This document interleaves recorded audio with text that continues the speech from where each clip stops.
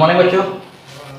आज हम फिर से सिविक्स पढ़ेंगे क्लास 7। आज हमारा जो वीडियो है वो क्लास 7 का बनेगा। क्लास 7 का सिविक्स यानी कि नागरिक शास्त्र का पहला चैप्टर, जिसमें हम लोग पढ़े थे इक्वलिटी के बारे में और उसके पैरामीटर के बारे में पढ़े थे, जैसे कि पॉलिटिकल इक्वलिटी है, इकोनॉमिकल इक्वलिटी है, सोशल इक्वलिटी था और उसमें कुछ कमियों के बारे में पढ़े थे। आज हम लोग उसके आखिरी कुछ पॉइंट्स पढ़ेंगे और इस लेसन को खत्म करेंगे। ठीक है, तो हमारा पहला चैप्टर जो होता है ऑन इक्वलिटी अर्थात समानता।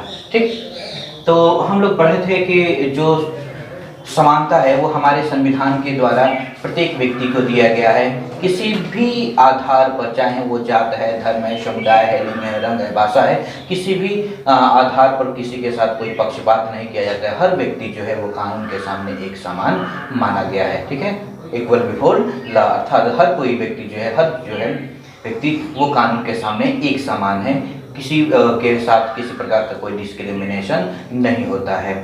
ठीक, फिर भी हमारे देश के कुछ ऐसे हिस्से हैं जहाँ पर डिस्क्रिमिनेशन अभी भी फैला हुआ है और लोगों के साथ, अलग अलग समुदाय के लोगों के साथ डिस्क्रिमिनेशन किया जाता है या उन्हें डिस्क्रिमिनेट किया जाता है, पक्षपात किया जाता है। ठीक, अब हमारा अगला पॉइंट जो होता है इक्वलिटी इन इंडियन डेमोक्रेसी। ठीक, किसी भी लोकतांत्रिक देश में, ठीक है, जो इक्वलिटी होती है अर्थात समानता होती है वो महत्वपूर्ण होती है। ठीक है, और किसी भी लोकतांत्रिक देश में जो उसका मुख्य आधार होता है वो समानता ही होता है और उसमें प्रत्येक नागरिक को समान अधिकार दिया जाता है। हमारे देश में भी इक्वलिटी को फंडामेंटल राइट्स अर्थात मूलभूत अधिकारों में शामिल किया गया है। ठीक है, इसे हम लोग कहते हैं राइट टू इक्वलिटी अर्थात समानता का अधिकार। इस समानता के अधिकार के अंतर्गत भारतीय संविधान जो है, भारतीय लोकतांत्रिक संविधान जो है वो सभी लोगों को एक समान अपना आर्थिक सामाजिक विकास करने का अधिकार देता है। सबके सब कानून के सामने एक समान है। ठीक है, सबको शिक्षा ग्रहण करने का अधिकार है। ठीक है, तो कुछ ऐसे अधिकार दिए गए हैं, समानता के अधिकार। सभी व्यक्ति को अपने धर्म को मानने, उसका प्रचार प्रसार करने का अधिकार भी दिया गया है। ठीक है, सबको एक समान अधिकार दिया गया, एक समान कानून के सामने रखा गया है। अब थोड़ा सा आगे बढ़ते हैं। आगे आता है आपका implementation of equality by the government. देखिए, जो नियम कानून होती हैं या फिर समानता का जो अधिकार है, इसको लागू करने का सरकार के पास दो तरीके हैं। ठीक है, या तो वो रूल के द्वारा अर्थात लॉ के द्वारा उसे लागू कर दे किसी संवैधानिक कानून के तहत, या फिर कुछ नीतियों के द्वारा वो समाज पर लागू करने का काम करता है। ठीक है, और इस नीति को लागू करने का या इस नियम को लागू करने का केवल एक ही उद्देश्य होता है, ऐसे लोग जो पिछड़े हुए हैं या आर्थिक तौर पर पिछड़े हैं, समाज में पिछड़े हैं, सामाजिक तौर पर पिछड़े हैं, उनको सामाजिक स्तर से थोड़ा ऊपर लाना अर्थात उनकी स्थिति को, आर्थिक सामाजिक स्थिति को और भी ज़्यादा अच्छा बनाना होता है। ठीक है, इसी के अंतर्गत अगर देखा जाए तो 1960 में, ठीक है,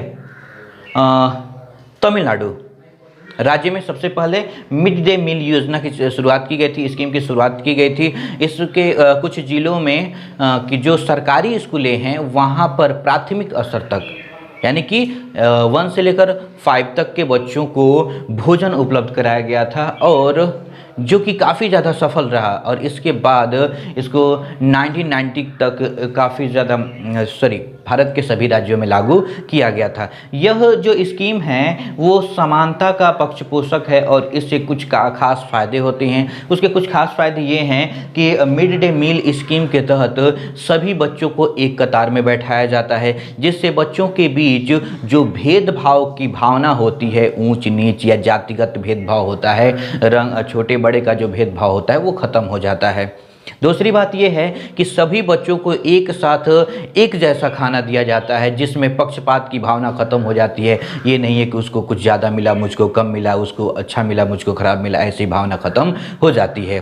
तीसरी बात यह है कि ज़्यादातर इस योजना के अंतर्गत खाना बनाने वाली जो औरतें होती हैं वो शेड्यूल कास्ट की होती हैं, अनुसूचित जाति, अनुसूचित जनजाति या फिर पिछड़े वर्ग की होती हैं, जिससे जो इक्वलिटी की भावना उत्पन्न होती है और जो पक्षपात की भावना होती है ख़त्म होती है। तो कुछ ऐसे फ़ायदे हैं जिसके तहत कुछ ऐसे नियम हैं, नीतियां हैं, स्कीम्स हैं सरकार के, जिससे वो समानता का प्रसार या फिर उसका बढ़ावा संपूर्ण देश में कर रही है। ठीक, आगे बढ़ते हैं हम लोग। Issues of equality in other democracy, अर्थात दूसरे लोकतांत्रिक देशों में इक्वलिटी से संबंधित कुछ बातें, विवाद जो हैं, अगर देखा जाए तो केवल हमारे ही देश में समानता का विवाद नहीं है, बल्कि दूसरे देशों में भी इस प्रकार का विवाद उत्पन्न है, चाहे वो रंग के आधार पर हो, भाषा के आधार पर हो, लेकिन अदर देशों में भी इस प्रकार की समस्याएं उत्पन्न होती हैं। जैसे कि अफ्रीका है, वहाँ पर रंग के आधार पर लोगों के साथ पक्षपात किया जाता है। अमेरिका है, वहाँ पर भी रंग के आधार पर पक्षपात किया जाता है। ठीक है, तो एक छोटा सा उदाहरण है। 1 दिसंबर 1958 की बात है।